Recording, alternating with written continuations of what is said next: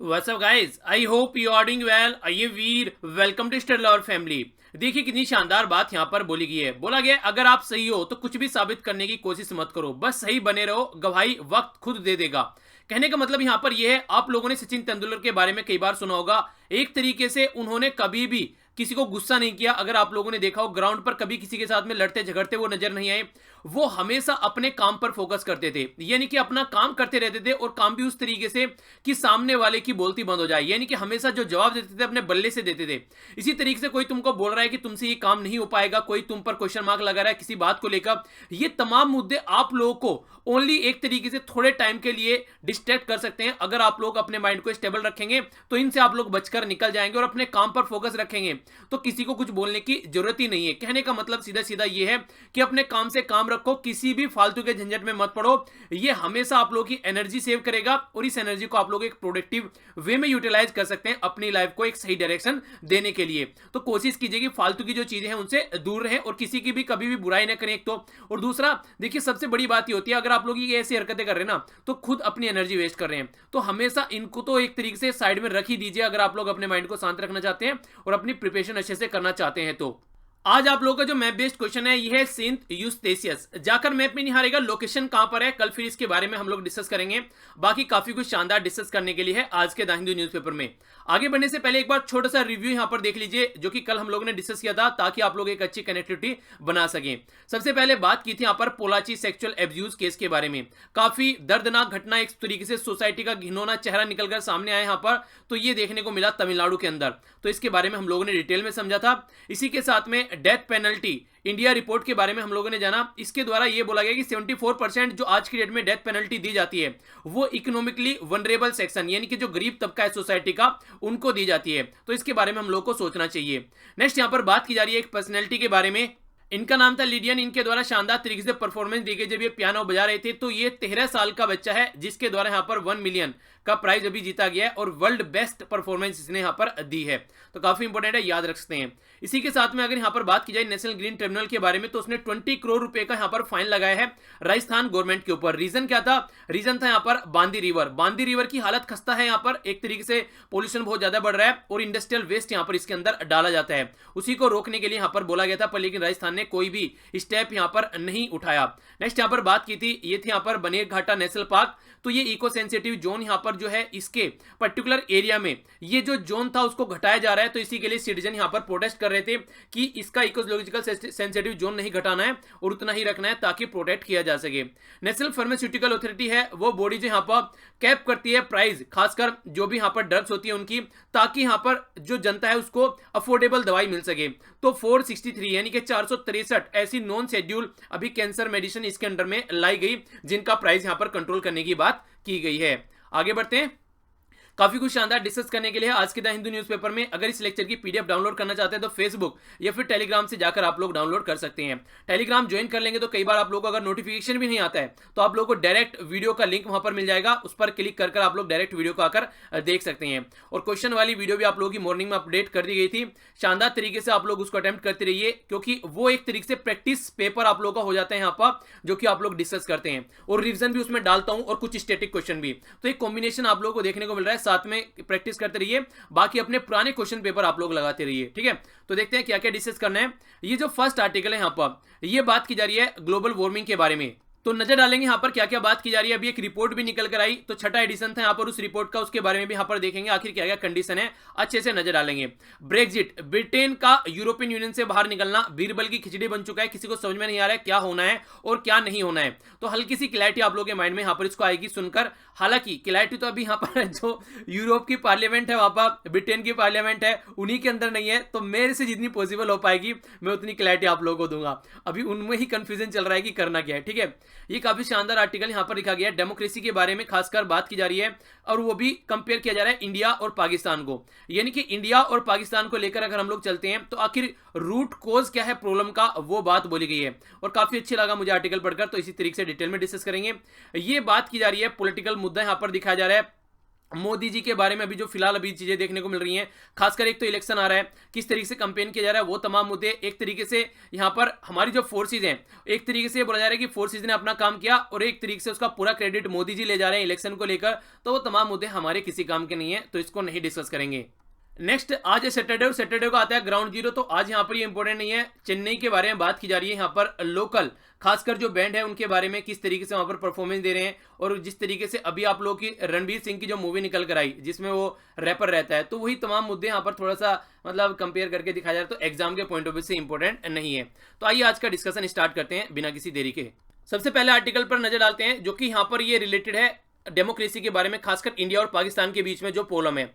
ये जो बात की जा रही है, बैकग्राउंड में रखा जा रहा है यहाँ पर कृष्णा सोबती। ये एक पर्सनैलिटी है जिनकी रिसेंटली अभी 25 जनवरी को डेथ हुई है और इनको काफी शानदार तरीके से आप लोग देखते हैं साहित्य अकादमी अवार्ड मिला है, साहित्य अकादमी फेलोशिप, और इसी के साथ में यहाँ पर ये आप लोगों को ज्ञानपीठ अवार्ड देख सकते हैं। तो ये अवार्ड यहाँ पर इनको मिले हैं, तो इनके बारे में आप लोग हल्का सा आइडिया जरूर रखिएगा। अभी इन्हीं से रिलेटेड यहाँ पर बातें कर रहे हैं राइटर पर, लेकिन आगे बढ़ने से पहले लोकेशन देखिए आप लोग।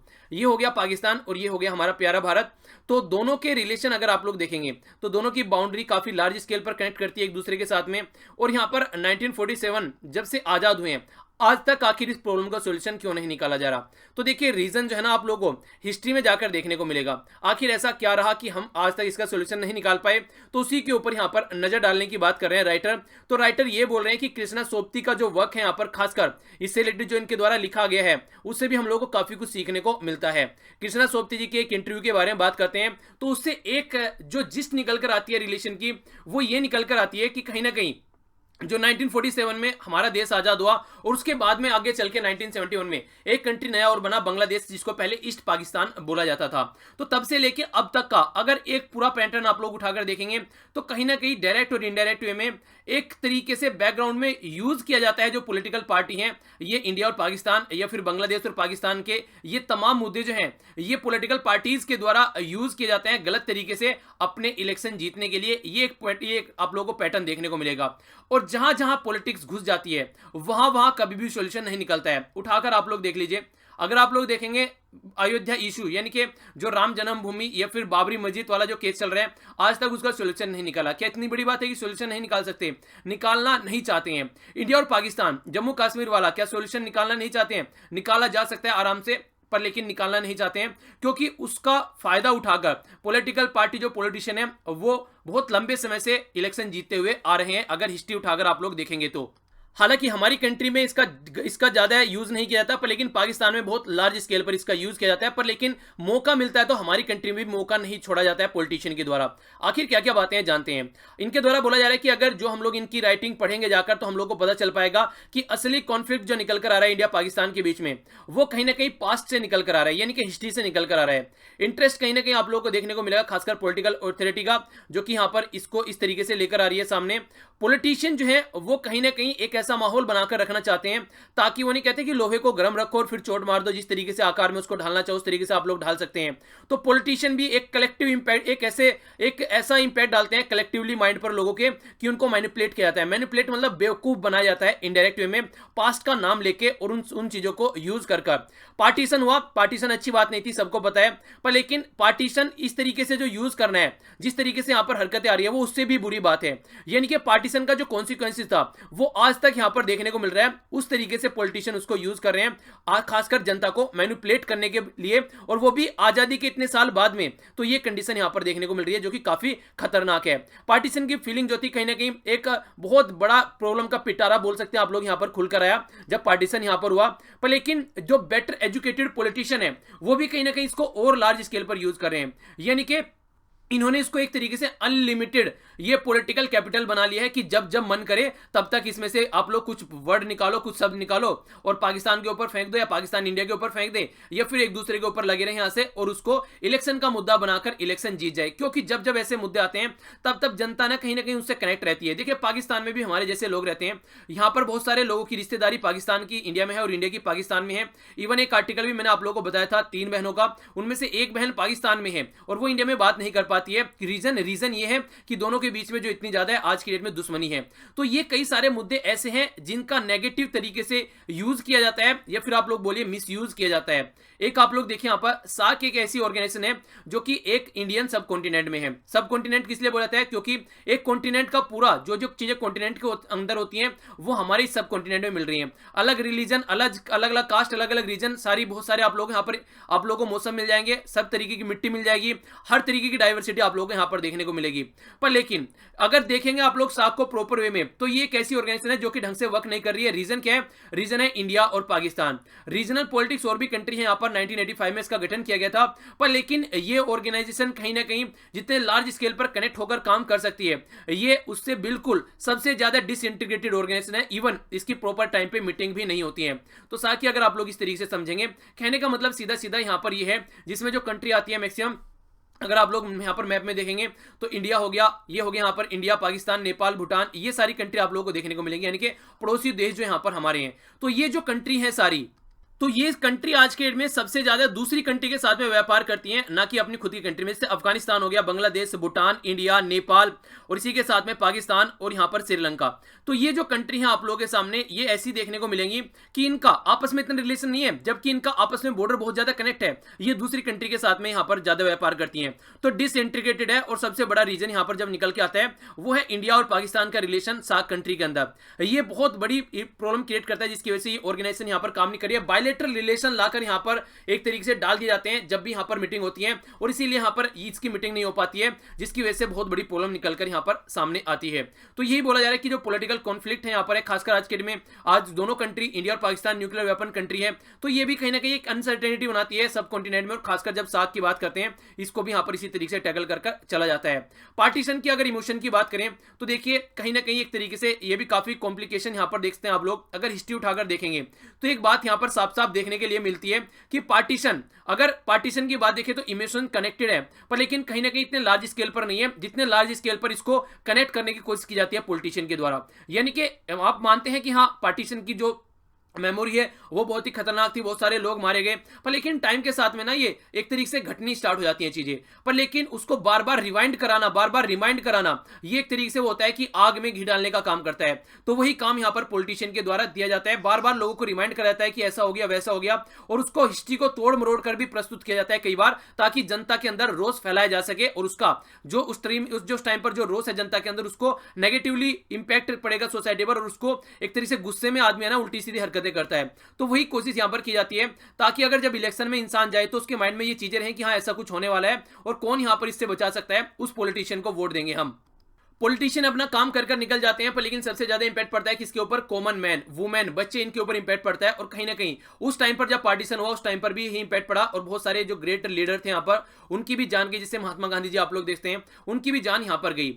हमारा संविधान एक ऐसा डॉक्यूमेंट है जो कि यहाँ पर कहीं ना कहीं हम लोगों को कनेक्ट करने का काम करता है। यानी कि जो पॉलिटिशियन है अगर उनको साइड में रखा जाए तो संविधान एक ऐसा डॉक्यूमेंट है जो कि काम करता है, पर लेकिन इंप्लीमेंट करने वाले ये पॉलिटिशियन ही है। अगर ये पॉलिटिशियन इसको ढंग से इंप्लीमेंट नहीं करेंगे तो कोई मतलब नहीं रह जाता है। एक कहावत भी है कि कितना भी अच्छा संविधान क्यों ना हो, अगर इंप्लीमेंट करने वाले अच्छे नहीं है तो इसका कोई मतलब नहीं है, और कितना भी बुरा संविधान क्यों ना हो, अगर इंप्लीमेंट करने वाले अच्छे हैं तो इसका फिर बहुत कुछ मतलब है। तो इस तरीके से भी आप लोग इसको बोल सकते हैं। इसके अंदर सारी बातें हैं, कैसे हम लोग यूनाइटेड सोसाइटी बना सकते हैं, सेक्युलरिज्म का कॉन्सेप्ट कैसे, जैसे मॉर्निंग में मैंने आप लोगों से सेक्युलरिज्म का फंडा डिस्कस किया हम लोगों ने, ठीक है, उसमें जो आप लोगों के सामने क्वेश्चन था, उस तरीके से आप लोग वहां पर देखते हैं अगर हमारे संविधान में आप लोग देखेंगे सेक्युलरिज्म का कॉन्सेप्ट। अच्छा, क्वेश्चन की वीडियो आप लोगों ने देखी होगी, बताइए हमारे संविधान में अगर आप लोग बोलेंगे सेक्युलरिज्म, क्या ये स्टार्टिंग से ही है सेक्युलरिज्म का कॉन्सेप्ट हमारे संविधान में, या फिर कॉन्स्टिट्यूशन अमेंडमेंट करके ऐड किया गया था? अगर ऐड किया गया था, कौन सा कॉन्स्टिट्यूशन अमेंडमेंट करके ऐड किया गया था, ये आप लोग बताइए। तो बात क्या आती है घुमा फिरा के निकल के कि आप लोगों को ये देखने को मिलेगा आज की डेट में इतने सारे रिलीजन हैं, इतनी सारी कास्ट हैं, फिर भी हम लोग मिलकर रह रहे हैं। रीजन क्या है? रीजन है हमारा संविधान। तो कहीं ना कहीं जो भाईचारे की जो भावना आती है, फर्टर्निटी और जो फ्रीडम की यहाँ पर भावना आती है, वो सारी बातें हमारे संविधान में है। अगर नॉर्मली देखेंगे लोग आज के डेट में क्या कहते हैं, अभी पाकिस्तान के साथ में लड़ाई कर दो, तो पाकिस्तान में लड़ाई करना क्या सोल्यूशन है? सोल्यूशन नहीं निकलेगा, बाद में बैठकर फिर से हम लोग को बातचीत ही करनी पड़ेगी। तो ट्रुथ और वॉर एक साथ नहीं रह सकते, यानी कि सच्चाई और लड़ाई एक साथ में नहीं रह सकते। जहां पर पर लड़ाई होगी इसका मतलब यह है वहां पर सच्चाई नहीं है, कुछ ना कुछ वहां पर प्रॉब्लम है। तो इसलिए गांधी जी के द्वारा बोला गया कि ट्रुथ और नॉन वायलेंस की बात यहां पर की गई, यानी कि जहां पर वायलेंस होगा वहां सच्चाई नहीं रहेगी, जहां पर ट्रुथ होगा वहां पर हमेशा आप लोगों को सच्चाई देखने को मिलेगी और वहां लड़ाई भी नहीं होगी। यह बात गांधी जी के द्वारा बोली गई है और इसको हम लोग इसको हम लोग गलत तरीके से इंप्लीमेंट कर रहे हैं। हम लोग क्या कर रहे हैं आज के में, हम लोग झूठ फैलाकर लड़ाई करने की कोशिश कर रहे हैं और कहीं ना कहीं उसका फायदा उठाने की कोशिश की जा रही है और ये बहुत बड़ा इंपैक्ट डालती है किसी भी कंट्री की डेमोक्रेसी के ऊपर, क्योंकि वॉर कभी भी ऑप्शन नहीं होता किसी भी सॉल्यूशन का, उससे हमेशा डिस्ट्रक्शन होता है। इसीलिए वर्ल्ड वार फर्स्ट हुई, वर्ल्ड वार सेकंड हुई, कोई नहीं चाहता कि वर्ल्ड वार थर्ड हो। रीजन क्या है? रीजन ये है कि उसका सॉल्यूशन कुछ नहीं निकलता, उससे कोई प्रोडक्टिव चीज निकलकर नहीं आती। तो देखिए अगर ऐसी हरकतें चलती है तो वोटिंग का जो डे रहता है उस दिन लोगों के माइंड में कहीं ना कहीं वो मेमोरी रहती है कि हाँ कभी कभी अगर वार हो जाए तो कौन सी पॉलिटिकल पार्टी हम लोगों को बचा सकती है। तो वो बातें इसलिए डाली जाती है। पाकिस्तान में तो बहुत लार्ज स्केल पर इसका यूज किया जाता है कि इंडिया ये कर रहा है, इंडिया वो कर रहा है, इंडिया को ये कर देंगे वो कर देंगे, यानी कि बहुत बार इसका यूज किया जाता है खासकर इलेक्शन जीतने के लिए। तो ये बहुत फ्रीक्वेंट है पाकिस्तान में, पर मौका हमारी कंट्री में भी नहीं छोड़ा जाता है जब भी कोई बात निकल कर आती है। जैसे रिसेंट अभी ये काफी माहौल बना हुआ है, ठीक है। तो ये इस तरीके की कंडीशन यहां पर बनी हुई है, खासकर इलेक्शन कमीशन ऑफ इंडिया के द्वारा भी फटकार कई बार लगाई गई है। सबरीमाला के टेंपल का इशू केरला में यूज किया जा रहा है। अभी जो वर्धमान वहां से उससे जो पाकिस्तान से छुटकर आए उनको एक तरीके से पॉलिटिकल बैनर पे यूज किया जा रहा है। तो ये तमाम मुद्दे यहां पर देखने को मिलते हैं, यानी कि जो इस तरीके की हरकतें की जाती है कहीं ना कहीं ये इलेक्शन में फायदा उठाने के लिए मैक्सिमम टाइम की जाती है। पाकिस्तान की डेमोक्रेसी तो बहुत फर्जाइल डेमोक्रेसी है, उसको तो आप लोग बोल सकते हैं कि एक तरीके से हथियार के ऊपर डेमोक्रेसी चल रही है, क्योंकि सारा काम वहां पर एक गुट के द्वारा किया जाता है जो कि टेररिस्ट के अंडर में काम करता है। मैक्सिमम ये चीजें देखने को मिलेंगी। तो इस तरीके से हम लोग समझ सकते हैं कि जब जब कॉन्फ्लिक्ट होता है तो हर एक बंदा वहां पर पॉलिटिक्स खेलता है, ठीक है, मैनिपुलेट करने की कोशिश करता है जनता को, ये कंडीशन निकल कर आती है। और देखिए इस मुद्दे को क्यों उठाया जाता है, सबसे बड़ी बात वो है इस मुद्दे को इसलिए उठाया जाता है क्योंकि जो 5 साल तक जो गवर्नमेंट काम कर रही है उसके पास में बहुत कुछ होता है बताने के लिए, पर लेकिन जैसे पाकिस्तान में देखिए काम तो वहां पर करते नहीं है, लोन ले लेते हैं और काम चलता रहता है उनका। तो इसलिए क्या करते हैं, जनता का ध्यान भटकाने के लिए वो ऐसे मुद्दे उठाते हैं मैक्सिमम टाइम। और हमारी कंट्री में भी अगर मान लीजिए गवर्नमेंट ने ढंग से काम नहीं किया वो भी कई बार ऐसे मुद्दे यूज करती हुई नजर आएगी, ताकि जो मेन क्वेश्चन है उनका आंसर न देना पड़े और मेन क्वेश्चन को बाईपास किया जा सके और ऐसी हरकतें यहां पर काम करती रहें। तो देखिए ये गलत चीज है, कहीं ना कहीं जो डेमोक्रेसी है वो हमेशा से, अगर आप लोग हिस्ट्री के ऊपर डेमोक्रेसी रखेंगे तो वो नहीं चलेगी, रियल टाइम के ऊपर डेमोक्रेसी चलती है, क्या प्रेजेंट कर रहे हैं उसके ऊपर डेमोक्रेसी चलती है। ऐसी चीजें कर कर अगर आप लोग डेमोक्रेसी चलाएंगे तो ये गलत तरीका है और गलत काम है, इसको आप लोग को छोड़ देना चाहिए। ये बात यहां पर बोली गई। तो एक अच्छा आर्टिकल आप लोग इसको बोल सकते हैं, थोड़ा सा एनालिटिकल था, तो इस तरीके के क्वेश्चन आप लोग आंसर में या फिर ऐसे लिखने में काफी काम आते हैं ऐसे इस तरीके के आर्टिकल, ठीक है। आइए आगे बढ़ते हैं। आगे बात की जा रही है एक फ्रेश वार्निंग के बारे में, ग्लोबल इन्वायरमेंट आउटलुक। ये अभी तैयार किया गया यूएन जो इन्वायरमेंट प्रोग्राम है उसके द्वारा, और इसका ये 6ठा एडिशन था। थीम काफी शानदार है, क्वेश्चन डायरेक्ट पूछा जा सकता है, हेल्दी प्लैनेट हेल्दी पीपल, यानी कि जितना आप लोग का प्लैनेट अच्छा होगा उतना ही ज्यादा आप लोग भी यहां पर खुश रहेंगे और स्वस्थ रहेंगे, ये बात देखी गई। पर लेकिन इंडिया के पॉइंट ऑफ व्यू से बोला जाए तो ये सही नहीं है, क्योंकि अभी एक रिपोर्ट भी निकल कर आई जिसमें बोला गया 20 सिटीज में से 15 सिटी ऐसी हैं वर्ल्ड में जो सबसे ज्यादा पोल्यूटेड है, तो वो इंडिया की है। तो इस तरीके से आप लोग समझ सकते हैं कि कहीं ना कहीं प्रॉब्लम है बहुत लार्ज स्केल पर। अगर आज की डेट में हम लोग अपने इकोनॉमिक ग्रोथ के बारे में बात करते हैं तो कहीं ना कहीं वो ज्यादातर डिपेंड करता है कि क्या क्या आप लोग एक्सट्रैक्ट करके लाते हैं, यानी कि कोयला वगैरह, और फिर उसको कैसे यूज करते हैं। इसकी वजह से एयर पोल्यूशन और लैंड सब के सब यहाँ पर पोल्यूट होते हैं, और बहुत बड़ा रीजन है यहाँ पर जिसकी वजह से प्री मैच्योर डेथ होती है, यानी कि वो इंसान जो कि एक एज में जाकर जिसकी डेथ होनी चाहिए एज से पहले ही उसकी डेथ हो जाती है, बहुत लार्ज स्केल पर उसकी लाइफ जो होती है एक क्वालिटी लाइफ उसको नहीं मिल पाती है। जबकि हमारे संविधान में आर्टिकल 21 ये बताता है कि एक तरीके से अच्छा इन्वायरमेंट भी प्रोवाइड कराना राइट टू लाइफ के अंदर आता है, और इसी कॉन्सेप्ट पर काम करता है नेशनल ग्रीन ट्रिब्यूनल। क्वेश्चन बहुत बार पूछा जा चुका है ये। तो एग्रीकल्चर की अगर बात करें आप लोग, उसके अंदर भी डिस्टेंस देखने को मिलता है, जैसे जैसे टेम्परेचर बढ़ता है मॉनसून का जो नेचर है वो आप लोग कभी ज्यादा देखने को मिलेगा कभी कम देखने को मिलेगा, तो ये बहुत बड़ा रीजन यहां पर निकल कर आता है। अगर बात की जाए ईस्ट और साउथ एशिया के बारे में तो highest number of death due to air pollution यहां पर देखने को मिलती है। हमारी कंट्री में ये बोला जा रहा है 1.24 मिलियन जो डेथ यहां पर हुई वो 2017 में देखने को मिलेगी, तो ये काफी खतरनाक सिचुएशन यहां पर निकल कर आई। तो इसके बारे में भी आइडिया रखिए आप लोग। और हाँ, एक बच्चे के माइंड में कंफ्यूजन था, मैं कमेंट पढ़ रहा था तो पता चला, कल मैंने प्राइस के बारे में बात की थी कि 1 मिलियन के करीब यहाँ पर डॉलर का प्राइस दिया गया है। तो उसने बोला सर 1 मिलियन का मतलब जो होता है, मतलब मैंने जो वहां पर लिखा था, मैंने लिखा था कि 7 करोड़ उसको प्राइस मिला है। तो 7 करोड़ का मतलब है 1 मिलियन में 10 लाख हो गए, और 10 लाख में अगर आप लोग मल्टीप्लाई करेंगे 70 की, क्योंकि डॉलर की बात वहां पर कर रहे थे हम लोग, ठीक है ना, तो $1 की कीमत लगभग 70 रुपए चल रही है। तो उस बेस पे मैंने उसको 7 करोड़ बोला था, ठीक है। तो इसमें कंफ्यूजन आप लोगों को नहीं होना चाहिए। 1 मिलियन का मतलब होता है 10 लाख, ठीक है। तो इससे कन्वर्ट कर आप लोग देख सकते हैं।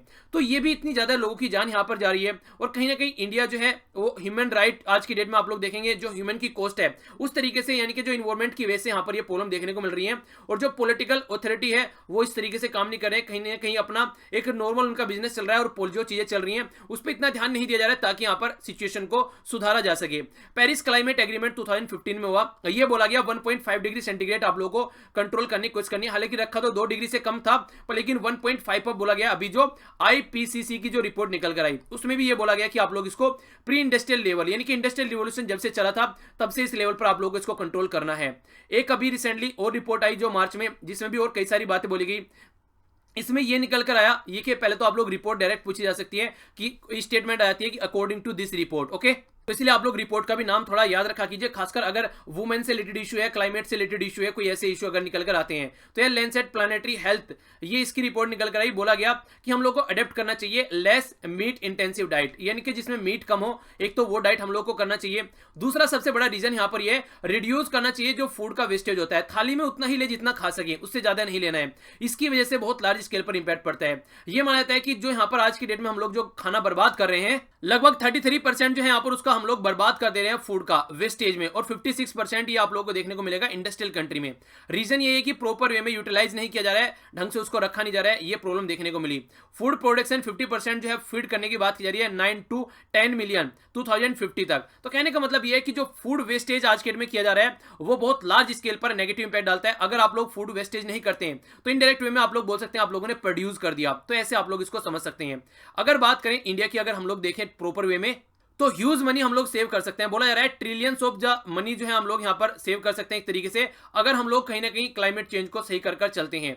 ये बात निकल कर आती है, और जब यहां पे ये बात निकल कर आती है तो सीधे सीधा मतलब है कि क्लाइमेट चेंज की वजह से बहुत नेगेटिव इंपैक्ट यहां पर हमारी कंट्री पर पड़ रहा है। इंडिया ने हालांकि कमिटमेंट दिखाया, ऐसी बात नहीं है। अगर आप लोग देखेंगे लोअर एमिशन करने की बात की जा रही है 33% कंपेयर टू 2005 लेवल, और 2030 तक ये बात की जा रही है, ठीक है। तो हम लोगों ने भी टारगेट रखे हैं। इसी तरीके से इलेक्ट्रिसिटी जनरेशन की बात की जा रही है कि लगभग 40% यहां पर होगा वो फॉसिल फ्यूल से फ्री होगी, यानी कि कोयले से फ्री हम लोग करेंगे इसको। एडिशनल यहां पर सिंक की बात की जा रही है 2.52, ये 3 बिलियन टन की, ये भी एडिशनल फॉरेस्ट कवर करने की बात की जा रही है। ये तमाम मुद्दे हम भी अपनी कंट्री में इंप्लीमेंट कर चल रहे हैं, ऐसी बात नहीं है कि हम लोगों ने स्टेप नहीं उठाए हैं। अगर बात करें यहां पर हम लोग अचीव करने की कगार पर है कहीं ना कहीं एमिशन इंटेंसिटी और इलेक्ट्रिसिटी जनरेशन, ये लार्ज स्केल पर लेकिन ये 2 डिग्री सेंटीग्रेड की यहां पर बात करते हैं। होना कितना चाहिए 1.5 डिग्री सेंटीग्रेड होना चाहिए, जो कि काफी लार्ज स्केल डालता है प्रॉब्लम पर, जो प्रॉब्लम एक तरीके से इंपैक्ट डालता है। और ये तब होगा जब हम लोग कोयले से बाहर निकल कर आएंगे। रिन्यूएबल एनर्जी 175 गीगावाट का हमारा टारगेट है रिन्यूएबल एनर्जी का, जिसमें से 100 गीगावाट का है सोलर का। अगर हम लोग यहां पर उसको ढंग से इंप्लीमेंट नहीं कर पा रहे हैं तो देखिए फिर कहीं ना कहीं ये बात वही रह जाती है कि बोला तो पर लेकिन किया नहीं, और उसका मतलब नहीं रहता है फिर।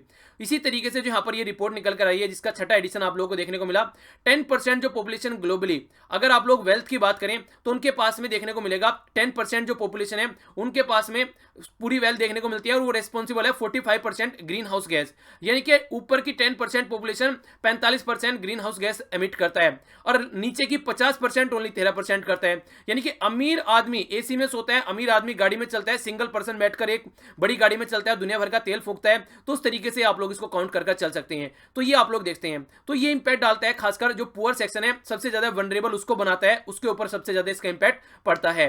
तो पोल्यूशन को अगर कंट्रोल करना है तो कोल बेस्ड जो पावर प्लांट है सबसे पहले उनको कम कीजिए आप लोग। कहीं ना कहीं ट्रांसपोर्टेशन से जो एमिशन निकल कर आते हैं वहां पर आप लोग इफेक्टिवली बैटरी वाली गाड़ी यूज कीजिए, वो सब कीजिए। वाटर का जो कंटेमिनेशन हो रहा है उसके ऊपर फोकस देकर चलना पड़ेगा। विद्या आप लोग को जो खासकर सीवेज ट्रीटमेंट प्लांट लगाने पड़ेंगे, यानी कि पानी को कैसे हम लोग इफेक्टिवली यूटिलाइज कर सकते हैं। तो ये तमाम सजेशन आप लोग यहां पर देख सकते हैं, ये काम करना पड़ेगा। इसी तरीके से वाटर प्रोटेक्शन को प्रायोरिटी देनी पड़ेगी, स्टेट गवर्नमेंट को भी साथ में काम करना पड़ेगा।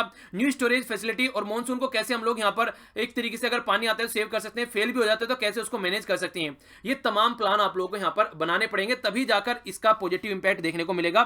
तो इसी के ऊपर फोकस देने की बात यहां पर की जा रही है। तो देखिए एक अच्छा आर्टिकल यहां पर कई बार आप लोगों से एस्से के रूप में भी पूछ लिया जाता है, तो हल्का सा आइडिया जरूर रखिए। ओके, आगे चलते हैं। आगे बात की जा रही है ब्रेग्जिट के बारे में। ब्रेग्जिट यानी कि ब्रिटेन का यूरोपियन यूनियन से बाहर निकलना, इसको बोलते हैं ब्रेग्जिट। ब्रेग्जिट के लिए रेफरेंडम किया गया। रेफरेंडम होता है एक तरीके से आप लोग बोल सकते हैं कि एक तरीके से वोटिंग कराई गई जनता से और पूछा गया कि आप लोग क्या चाहते हैं। तो देख सकते हैं लगभग 52% जो लोग थे उन्होंने कहा कि उनको बाहर निकलना है और लगभग 48 बच गए यहाँ पर, यानी कि 48% लोगों ने कहा कि बाहर नहीं निकलना है। तो कोई ज्यादा डिफरेंस नहीं है। अगर 2% लोग उधर चले जाएं तो कहने का मतलब ये फिर से यहाँ पर 50-50 हो जाएगा।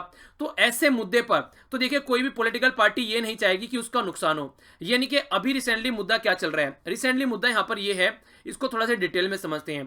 3 ऑप्शन है यहाँ पर अभी सामने। यूरोपियन यूनियन के अंदर अभी ये 23 मई को इलेक्शन होने वाले हैं, तो उससे पहले ये काफी न्यूज में है। 3 ऑप्शन है यहाँ पर सामने। एक तो है नो डील, यानी कि कोई डील नहीं करनी है, जैसा चलना है वैसे चलते रहें। एक है यहाँ पर थेरेसा मे जो प्राइम मिनिस्टर है उनका प्लान, उनके प्लान के हिसाब से चले। और दूसरा है यहाँ पर कि इसको थोड़ा सा डिले कर दिया जाए, यानी कि थोड़ा सा इसको आगे लेकर चलते हैं। तो ये 3 प्लान है इसमें। तो 3 प्लान है यहाँ पर, तो उनको इंप्लीमेंट करने की बात की जा रही है। तो इसमें यहाँ पर आप लोगों को केस स्टडी थोड़ा देख सकते हैं इसमें। यानी कि अगर फर्स्ट केस की बात करें, फर्स्ट बेस में अगर मान लीजिए हम लोग क्या करते हैं, जो पहले वाला प्लान है नो डील का, ये अभी ब्रिटेन की पार्लियामेंट ने इसको मना कर दिया। थेरेसा मे की डील को भी यहाँ पर इन्होंने मना कर दिया। और यहाँ पर अभी जो इसको यहाँ पर डिले के नहीं था, ये था रेफरेंडम का कि सेकंड रेफरेंडम करा लो। सेकंड रेफरेंडम को भी यहाँ पर मना कर दिया गया। अब सबसे बड़ा ऑप्शन बचा यहाँ पर किसका, वो बचा कि आप लोग इसको डिले कर दें। अब एक्सटेंशन कितना करना है तो किस तरीके से उसको देख सकते हैं। अगर आप लोगों को इसको डिले करके चलना है तो इसमें 2 तरीके से देखने को मिलेगा। एक तो हो गया शॉर्ट डिले, यानी कि लगभग आप लोग इसे 1 जुलाई तक, यानी कि 3 महीने का डिले कर सकते हैं 2019 के लिए। दूसरा आप लोग लॉन्ग डिले कर सकते हैं, जो कि लगभग 2 साल का यहाँ पर देखने को मिलेगा। तो यहाँ पर अगर आप लोग डिले कर चलते हैं तो इसमें भी एक अलग ही इशू निकल कर आता है। वो इशू क्या देखने को मिलता है, अगर अभी ये फिलहाल ईयू के जो इलेक्शन होने वाले हैं, ईयू को देखो 28 मेंबर हैं और हर एक मेंबर यहां पर ईयू में रिप्रेजेंटेशन अपनी देता है। अगर ब्रेक्जिट में यहां पर ब्रिटेन बाहर निकलता है तो वो देखिए एक अलग मुद्दा निकल कर आता है। ब्रिटेन बाहर नहीं निकलता है तो दूसरा मुद्दा हो जाएगा। तो देखने वाली बात यहां पर यह है, अगर 23 मई को यहां पर इलेक्शन होने वाले हैं और ब्रिटेन तब तक बाहर नहीं निकल पाता है और ब्रिटेन यहां पर इलेक्शन में पार्टिसिपेट भी नहीं करता है, तो इनको यूरोपियन यूनियन को अपनी साइड से कोई यहां पर एक नॉमिनेट मेंबर करना पड़ेगा। और अगर यहां पर ब्रिटेन आगे चल के बाहर निकल जाता है तो फिर उसको कैसे हैंडल करेंगे तो वो भी सोचना पड़ेगा। तो मुद्दा यहां पर ये है कि इसको ये किया जा रहा है कि इसको डिले कर दिया जाए, कि यहां पर जो 23 मई को यहां पर इलेक्शन होने वाले हैं उसको देखते हुए इसको डिले कर दिया जाए। क्योंकि देखिए 50-50% लोग यहां पर लगभग रह रहे हैं। 50% लोग कह रहे हैं बाहर निकल जाओ, 50% लोग कह रहे हैं कि अंदर रहो। तो इस तरीके से कोई नहीं चाहेगा कि उसके ऊपर नेगेटिव इंपैक्ट पड़े। तो हर एक इंसान ये चाहता है कि पॉजिटिवली उसको यूज किया जाए। और अभी अगर आगे इसको बढ़ाते हैं, फिर मान लीजिए इसको 20 और 21 तक बढ़ाते हैं, तो फिर प्रॉब्लम ये निकल कर आती है कि 2022 में यहां पर इसके यूके के अंदर इलेक्शन है। तो अब देखने वाली बात यहां पर यह है, अब ये बात हो गई ना तो बाहर निकलना है और ना ही अंदर रहना है, क्योंकि हर एक लेवल पर यहां पर नेगेटिव इंपैक्ट देखने को मिल रहा है। हालांकि अगर देखा जाए थेरेसा मे वो चाहती है इससे बाहर निकल जाए और जल्दी से जल्दी रेफरेंडम हो, पर लेकिन उनकी खुद की पार्टी भी उनको सपोर्ट नहीं करी आज के डेट में इसके अंदर, इसीलिए बार बार पार्लियामेंट में जाकर इस मुद्दे पर हार जा रहे हैं। तो एक ऐसा कंफ्यूजन यहां पर बना हुआ है, ये समझ में नहीं आ रहा है कि एग्जैक्टली क्या करना चाहिए। तो ये अभी पता चलेगा। 29 मार्च जो है यहां पर ये लास्ट डेट है, तो देखते हैं इसको कितना एक्सटेंड किया जाता है। थेरेसा मे अगर देखें यहां पर, अगर इनके सामने जो डील है वो 3 महीने अगर इसको एक्सटेंड करती हैं तो वो हो सकता है, अगर हो पाता है तो। जबकि यूरोपियन यूनियन चाहता है कि लगभग इसको 2 साल तक एक्सटेंड कर दिया जाए और टाइम मिले थेरेसा मे को भी और यहां पर हमको भी कि किसको कैसे हैंडल करना है। तो ये कॉम्प्लिकेटेड इशू काफी यहां पर बना हुआ है। तो इसको आप लोग हल्का सा आइडिया रखिएगा, क्वेश्चन बन सकता है फ्यूचर में। बाकी देखते हैं आगे क्या आएगा इंफॉर्मेशन, वो फिर से हम लोग यहां पर कवर करेंगे इसके बारे में। ओके, आगे चलते हैं। न्यूजीलैंड में भी काफी खतरनाक यहां पर अटैक देखने को मिला, लगभग 49 लोग यहां पर मारे गए।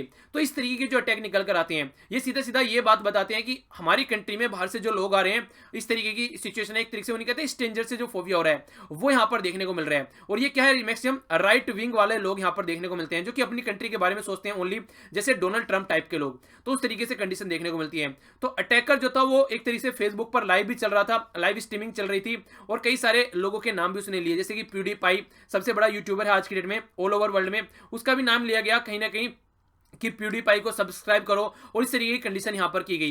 कहने का मतलब यहां पर यह है कि एक तरीके से जो कंडीशन यहां पर निकल कर आई वो राइट विंग वाले यहां पर है, जो अपनी कंट्री के बारे में सोचते हैं। कई बार आप लोगों ने सुना होगा, ये कई अपनी वीडियो में गाली देता है इंडिया के लिए, एक वीडियो बनाई थी उसने, उसमें उसने इंडिया को गाली दी थी। ये इस तरीके की हरकतें अपने सब्सक्राइबर को बढ़ाने के लिए की जाती है, ठीक है। इनका बेसिक पर्पज क्या होता है बिजनेस, इसके अलावा उनका कोई पर्पज नहीं होता है। तो इस तरीके की हरकतें यहां पर, और इस तरीके से बिजनेसमैन ही डोनाल्ड ट्रंप भी है, वो भी ऐसी हरकतें आप लोगों को देखने को मिलती है। और ये ऐसे इंसिडेंट अगर देखें यहां पर यूरोप और नॉर्थ अमेरिका में 2002 से लेके 2017 तक का एस्टिमेट करें तो 158 जो है यहां पर डेथ हो चुकी है, ठीक है। और नंबर ऑफ इंसिडेंट 167 हो चुके हैं। कई सारे इंसिडेंट ऐसे हैं जैसे जिनकी डेथ नहीं होती है, तो वो भी निकल कर आता है। अब यहां पर सोशल मीडिया जैसे फेसबुक, ट्विटर या फिर गूगल, इनका काफी यूज किया जाता है यहां पर इस तरीके की हरकतें करने के लिए, खासकर लोगों में और ज्यादा हेट्रेट फैलाने के लिए। तो ये अभी आप लोगों को कंडीशन न्यूजीलैंड में देखने को मिली। न्यूजीलैंड को आप लोग एक बार मैप में निहार लीजिए कहां पर है। ये हो गया हमारा प्यारा भारत। यहां से अगर आप लोग आएंगे इधर साइड में, ये देखिए न्यूजीलैंड हो गया, इधर ऑस्ट्रेलिया हो गया, यहां पर ये न्यूजीलैंड हो गया, ठीक है। तो इस तरीके से मैप आप लोग जरूर देखा कीजिए। आगे बढ़ता हूं। नेक्स्ट यहां पर बात की जा रही है सुप्रीम कोर्ट के द्वारा बोला गया इलेक्शन कमीशन को कि 50% वोट को वेरीफाई करने की बात। तो देखते हैं एटलीस्ट 50% वोट को वेरीफाई करो कि ये वोटिंग मशीन से और जो वीवीपैट है उसके साथ में कनेक्ट है। तो वोटिंग मशीन से जिसको वोट डाला गया है वो उसी को यहां पर वीवीपैट के द्वारा दिखाया गया है। तो ये वेरीफाई करने की बात की जा रही है। तो देखते हैं किस तरीके से इलेक्ट्रॉनिक वोटिंग मशीन, और इसको बोलते हैं voter verifiable paper audit trial, तो ये कैसे काम करता है। ये काम करता है कि बटन यहां दबाएंगे और यहां पर आप लोगों को पता चलेगा। ये तरीके से वो है कि जैसे आप लोग कीपैड है ना, ये तो कीपैड हो गया आप लोगों का, और ये कंप्यूटर है जहां पर आप लोगों की स्क्रीन दिखती है। तो ऐसे आप लोग इसको बोल सकते हैं। नेक्स्ट बढ़ते हैं आगे। म्यांमार की आर्मी के साथ में, इंडिया के साथ में मिलकर खासकर रखाइन वाले रीजन में कई सारे कैंप यहां पर डिस्ट्रॉय कर दिए गए, खासकर इंसर्जेंट ग्रुप के, जो कि बॉर्डर वाले एरिया में प्रॉब्लम क्रिएट करते थे। यहां पर बात की जा रही है नेक्स्ट इंडियन क्रिकेटर यहां पर ये श्रीसंत के ऊपर जो बैन लगा था वो रिलीफ दिया गया यहां पर सुप्रीम कोर्ट के द्वारा। 2013 में आईपीएल फिक्सिंग में यहां पर इनके ऊपर बैन लगाया गया था। तो देखते हैं आगे किस तरीके से पार्टिसिपेट कर पाते हैं या नहीं कर पाते हैं। मल्लिकार्जुन खड़गे ये अपोजिशन के लीडर हैं, इनके द्वारा लोकपाल सिलेक्शन कमेटी में पार्टिसिपेट करने से मना कर दिया गया। क्यों? क्योंकि लोकपाल सिलेक्शन कमेटी का सेक्शन 4 यहां पर कहीं पर भी ये नहीं बताता है कि स्पेशल इन्वाइटी वहां पर होना चाहिए। वो ये बताता है कि यहां पर लीडर ऑफ अपोजिशन होना चाहिए, और लीडर ऑफ अपोजिशन जब वहां पर होना चाहिए और गवर्नमेंट यहां पर रिकॉग्नाइज करने के लिए तैयार नहीं है अब तक इनको लीडर ऑफ अपोजिशन, तो ये बहुत बड़ा मुद्दा यहां पर निकल कर आता है। तो इसलिए बार बार ये मीटिंग से पार्टिसिपेट नहीं करते हैं। अगर फीफा की बात करें, जो फुटबॉल का वर्ल्ड कप है ये कतर में होने वाला है, 48 टीम बोला जा रहा है पार्टिसिपेट करेंगी, और 2020 का जो यहां पर होने वाला है अंडर 17 वुमेन ये वर्ल्ड कप ये इंडिया में होने वाला है। तो ये क्वेश्चन आप लोगों से पूछा जा सकता है। आगे बात की जा रही है यहां पर चाइना ने तो ब्लॉक कर दिया कि मसूद अजहर पर यहां पर बैन नहीं लगना चाहिए, पर लेकिन अभी रिसेंटली देखने को मिला फ्रांस ने फाइनेंशियल रिसोर्स को एक्सेस करने से मना कर दिया किसी भी तरीके का, जैसे मोहम्मद को और उसकी यहां पर जो ये इनकी जो लीडर है यानी कि मसूद अजहर और इसकी जो ऑर्गेनाइजेशन है इनको। तो एक काफी अच्छा स्टेप बोल सकते हैं। वेस्ट बंगाल में यहां पर अभी एक मूवी काफी न्यूज में है जिसका नाम है भविष्योत्तर भूत। ये वाली मूवी आप लोग यहां पर देख सकते हैं, ठीक है। तो ये है यहां पर जिसको यहां पर एक तरीके से जो वेस्ट बंगाल की गवर्नमेंट है वो अलाउ नहीं कर रही है, तो इसलिए कोर्ट में पहुंचे। तो सुप्रीम कोर्ट ने इसको अभी डायरेक्ट किया है वेस्ट बंगाल की गवर्नमेंट को कि इसको मूवी को चलने दो और कोई भी इसमें एक तरीके से इंटरफेयर न करे। नेक्स्ट यहां पर स्टेट बैंक ऑफ इंडिया के द्वारा योनो कैश एक ऐप है यहां पर योनो, जो कि एसबीआई का है, उसके तहत यहां पर लगभग 16,500 एसबीआई के जो एटीएम है वहां पर आप लोग बिना एटीएम के आप लोग यहां पर विड्रॉ कर सकते हैं, ठीक है ना। कार्डलेस एटीएम यहां पर बोला जा रहा है एक तरीके से इस ऐप को यूज कर बात की जा रही है। नेक्स्ट यहां पर हमारी कंट्री में 2.4% इंक्रीज हुआ एक्सपोर्ट में, और इसी की वजह से खासकर हमारी कंट्री का जो ट्रेड डेफिसिट है वो 9.6 बिलियन कम हो गया है, जिससे आप लोग एक प्रोडक्टिव स्टेप बोल सकते हैं। नेक्स्ट मैंने आप लोगों से यहां पर पूछा था, ये था यहां पर ग्वाडेलूप, यहां पर लोकेशन आप लोगों के सामने, ये है एग्जैक्ट लोकेशन, यूएसए हो गया, मैक्सिको हो गया, ये यहां पर है, ठीक है। यूरो यहां पर इसकी करेंसी हो गया, और यहां पर बेस त्यारे ये इसकी कैपिटल हो गया। हल्का सा आइडिया रख सकते हैं। आइए आज के क्विज के ऊपर नजर डालते हैं। तो पहला आप लोगों के सामने क्वेश्चन यहां पर ये है, आप लोगों को ये बताना है कौन सा एडिशन था ये ग्लोबल आउटपुट, ये इन्वायरमेंट आउटपुट का, जिसके द्वारा यहां पर ये बताया गया है कि किस तरीके से आज की डेट में जो इन्वायरमेंट के ऊपर इंपैक्ट पड़ रहा है और वो जनता के ऊपर इंपैक्ट डालता है। कितने परसेंट यहां पर ग्लोबल ईडेबल फूड जो है वो वेस्ट किया जाता है, और खासकर कितने परसेंट यहां पर ये इंडस्ट्रियल कंट्री में वेस्ट किया जाता है, ये बताना है। सार्क का गठन कब किया गया था, काफी इंपॉर्टेंट है, पता होना चाहिए आप लोग। खासकर अगर देखेंगे तो इंडियन नेशनल कांग्रेस का जो गठन किया गया था उसके लगभग 100 साल बाद में इसका गठन किया गया। आगे बढ़ते हैं यहाँ पर कौन सा सेक्शन ऐसा है जहां पर ये लोकपाल एक्ट का जिसके तहत यहाँ पर स्पेशल इन्वाइटी के बारे में यहाँ पर बात की जाती है, तो ये आप लोगों को बताना है सेक्शन के बारे में, कोई प्रोविजन ही नहीं है स्पेशल इन्वाइटी के बारे में। नेक्स्ट यहाँ पर बात करते हैं हम लोग 2.4% इंक्रीज देखने को मिला एक्सपोर्ट में, ठीक है। इसी के साथ में अगर आप लोग देखें तो 9.6% हमारा डेफिसिट कम हो गया। अगर देखें तो ये किसके द्वारा रिपोर्ट रिलीज की गई है ये आप लोगों को बताना है। इसके अलावा यहाँ पर कौन से स्टेट कौन से बैंक का यहाँ पर ये योनो ऐप है जो कि योनो कैश की बात यहाँ पर कर रहा है, यानी कि कार्डलेस कैश ट्रांसफर की बात कर रहे हैं। नेक्स्ट हम लोग यहाँ पर देखते हैं जो फीफा वर्ल्ड कप यहाँ पर होने वाला है ये कहां पर होने वाला है, और अगर बात की जाए यहाँ पर अगर यहाँ पर तो यहाँ पर जो वुमेन से रिलेटेड जो बात की जा रही है ये इसके बारे में आप लोगों को बताना है कि ये वर्ल्ड कप इंडिया में कब होने वाला है, तो ये आप लोगों के सामने क्वेश्चन। ओके, तो ये था टोटल आज का डिस्कशन। अगर लेक्चर पसंद आता तो लाइक जरूर किया कीजिए। बाकी आप लोग कनेक्ट रह सकते हैं यहाँ पर फेसबुक व्हाट्सएप या फिर व्हाट्सएप नहीं फेसबुक टेलीग्राम और इंस्टाग्राम पर, सारे लिंक वीडियो के नीचे आप लोगों को मिल जाएंगे। तो ये था टोटल आज का डिस्कशन। आई होप कि आप लोगों को लेक्चर पसंद आएगा, और क्वेश्चन वाली वीडियो में जो भी क्वेश्चन पूछे गए उनको प्रैक्टिस करते रहना है और रिवाइज भी आप लोगों को करते रहना है। तो मिलता हूं नेक्स्ट लेक्चर में, तब तक के लिए जय हिंद।